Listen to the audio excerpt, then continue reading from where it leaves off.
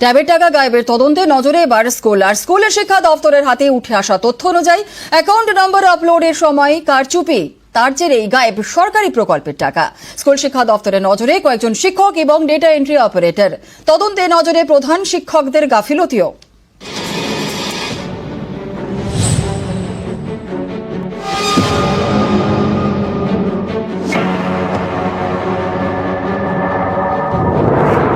তরুণের স্বপ্ন, এই প্রকল্পে ক্লাস 11 থেকে পড়ুয়াদের ট্যাব কেনার জন্য 10,000 টাকা দেয় রাজ্য সরকার। সেই টাকাই অনেকে পায়নি, চলে গেছে অন্যের অ্যাকাউন্টে। এ নিয়ে নানা অভিযোগ।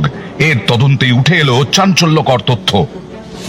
প্রাথমিক তদন্তের পর স্কুল শিক্ষা দপ্তরের দাবি, অ্যাকাউন্ট নাম্বারে কারচুপি করে ট্যাবের টাকা গায়েব করা হয়েছে। এর পেছনে রয়েছেন বেশ কয়েকজন শিক্ষক এবং স্কুলের ডেটা এন্ট্রি অপারেটর। ট্যাবের জন্য স্কুল শিক্ষা দপ্তরের পোর্টালে পড়ুয়াদের নাম ও ব্যাংক অ্যাকাউন্ট নাম্বার আপলোড করতে হয়। এই কাজ করেন স্কুলেরই ডেটা এন্ট্রি অপারেটররা। অভিযোগ, আপলোডের সময় অ্যাকাউন্ট নাম্বার বদলে দেওয়া হয়। বেশ কয়েকটি অ্যাকাউন্টের শেষের 2-3টি নাম্বার বদলে দেওয়া হয়। এর জেরেই টাকা চলে যায় অন্য অ্যাকাউন্টে।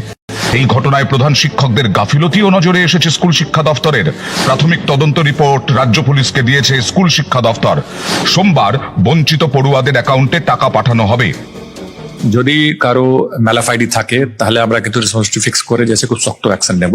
যদি সিস্টেমিক এরর থাকে তাহলে ওইটাকে কিন্তু আমাদেরকে ঠিক করতে হবে। গভর্নমেন্টের টাকা যে আছে আমরা অলরেডি আইডেন্টিফাই করে ব্যাংককে বলে দিচ্ছি এই টাকাগুলো ফ্রিজ করে দেওয়া হয়েছে। এই টাকাটা আমরা কিন্তু আবার ফেরত গভর্নমেন্ট অ্যাকাউন্টে পেয়ে যাবো।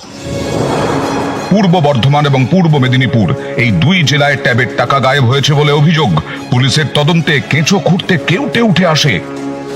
তদন্তকারীদের দাবি, ট্যাব তদন্তে ফ্রিজ করা অ্যাকাউন্টে কেন্দ্র ও রাজ্য সরকারের বিভিন্ন প্রকল্পের টাকা ঢুকেছে। একই অ্যাকাউন্টে ট্যাবের টাকার পাশাপাশি ঢুকেছে লক্ষ্মীর ভান্ডার এবং কিষাণ সম্মান নিধি।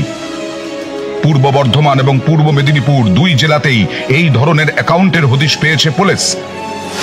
এ নিয়ে দুই জেলার পুলিশ সুপারের থেকে রিপোর্ট চেয়েছেন রাজ্য পুলিশের ডিজি রাজীব কুমার।